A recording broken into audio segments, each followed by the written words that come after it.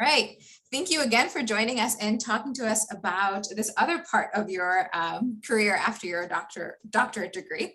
So if you wouldn't mind sharing again your name, when you graduated, and how did you find out about the fellowship? Sure. So again, my name is Rachna Sikka. I graduated from HBS in 2013. And I remember finding out about the ORISE fellowships. I think a couple of ORISE recruiters came to Hopkins and they did an informational session. So I think that's how I first became aware of the fellowship. And, these were recruiters, I think specifically from US Army Public Health Center. But, there are ORISE fellows in other agencies as well. But that's, I think, how I first became aware of ORISE. And after that session, I think I went on their website, the ORISE website, and there's lots of positions posted at different types of agencies. So I think through the website, I learned a bit more. So yeah, that's kind of how I first learned about it. Oh, that's so cool. Do you remember how the application process was like? And, yeah, I'll stop there. Yeah, so I think around the time I was trying to wrap up the dissertation, I didn't have a lot of time to apply for positions, as probably people can relate to. But yeah, because of that informational session and I knew of the website, there was one at the US Army Public Health Center I was interested in. So I did put an application in at the time. I think, I'm trying to remember, I think I needed to provide 2 recommendations. Then there was kind of a form I had to fill out online. That's all I remember. There may have been a bit more. But, I ended up not getting that position. There was another ORISE fellowship within the Department of Health and Human Services with the Office of the Surgeon General. That was posted on the Emory public health website. So Public Health Employment Connection.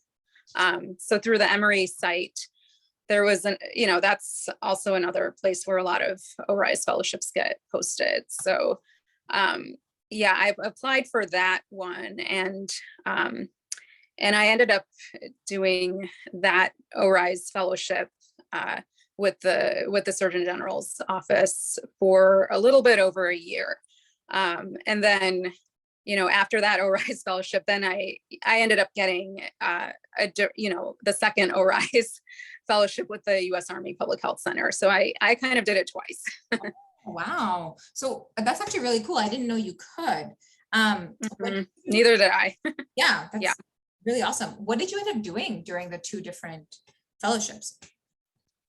Yeah. So as an ORISE fellow, you're usually assigned to like a specific project or projects. So it's kind of, it's very project specific. So with the Surgeon General's office, the Surgeon General's office puts out the peer-reviewed journal Public Health Reports. And at that time, they were wondering whether the journal should continue to operate or, whether it was still serving its purpose. And they wanted a fellow to help kind of re-examine like the mission of the journal and sort of the niche of the journal in the wider scientific literature, and to do, whether it was surveys or interviews to try to understand whether, the journal was still meeting the needs of its readership, or whether, it should be discontinued. So it was kind of, I had worked on I had been an editorial assistant for like a different peer-reviewed journal during my master's. So I kind of knew a little bit about scientific journal management and operations. So yeah, it just seemed like an unusual and unique opportunity. And because I was like a little bit disillusioned from academia after I finished the doctorate, I just wanted to do just something different. And I also really, I think I really wanted to do applied qualitative research. And I thought this was an interesting way to do that. So that was the ORISE fellowship with the Department of Health and Human Services and the Surgeon General's office.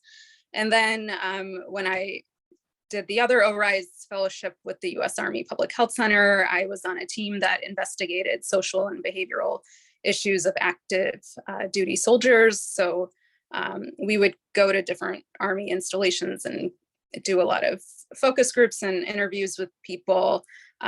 So usually if there were issues with suicide or substance use or other behavioral health issues, I was part of a team that helped collect data to try to figure out, to get more information on those issues. And after collecting that data, we would analyze it. So that's the kind of work I did with these fellowships. That is so cool. Wow. Any recommendations for doctoral students who are applying for the ORISE Fellowship? Yeah, I mean, go on the website, and I feel like the ORISE recruiters, like I'm trying to think if they make themselves, I mean, I feel like it was pretty easy to get in contact with an ORISE recruiter. So whether it was on LinkedIn or the ORISE website, I think, again, it's helpful to connect with a recruiter because they have a little bit more knowledge of, like I said, similar to contracting recruiters, I feel like they have a bit more knowledge about whether fellowship positions have been filled or whether they're still open. So again, making contact with the recruiters, I still think is a good idea. No matter what, you still need to apply on the ORISE website. You still need to put in kind of your standard application and go through those motions. So it's not like you can bypass that. So you still have to apply, but definitely getting in touch with a recruiter is helpful here too. The other thing I would say, I mean, I don't know if I would necessarily recommend doing like 2 ORISE fellowships. I think my situation at that time, it just kind of worked out in that way. But I think 1 is sufficient. And I think being in an ORISE fellowship for a year or 2 is probably sufficient. I think people do expect that, this is kind of a stepping stone, and that people should be looking for other more permanent positions while they're a fellow. I think that didn't quite click with me. I thought the work I did was interesting, and I was kind of happy doing that, but other people, they were using it as a stepping stone and then trying to get out of that and into a contractor or more permanent, position with another organization. So that didn't quite click with me. I stayed in ORISE for 5 years. But yeah, I think I would recommend doing it for a year or 2. That's kind of the unspoken expectation. But like it's there. If you're not able to get something else within that time frame, the funding is there. And if you like what you do, and if your ORISE mentor is happy with you, you can stay on longer. But I think in retrospect, I should have left it sooner. So that's awesome. Those are all my questions. Anything else you'd like to add about applying for an ORISE or doing the fellowship? I think similar to being a contractor, you become aware of your status, and I think different offices and agencies, they use their fellows in different ways, and fellows have very different experiences depending on where they're at. So if you're trying to understand what it's like to be an ORISE fellow, just talking to one person is probably not gonna give you the full representation.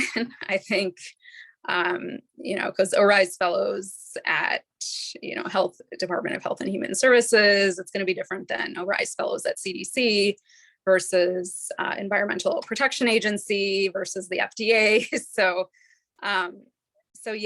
just to be aware that your experience is going to be very dependent on where you're at. That's great. And also, again, goes back to what we've heard a lot, is talk to a lot of people and hear from a lot of people. Definitely. Yeah. Thank you so much again for joining us. I'm going to stop the recording.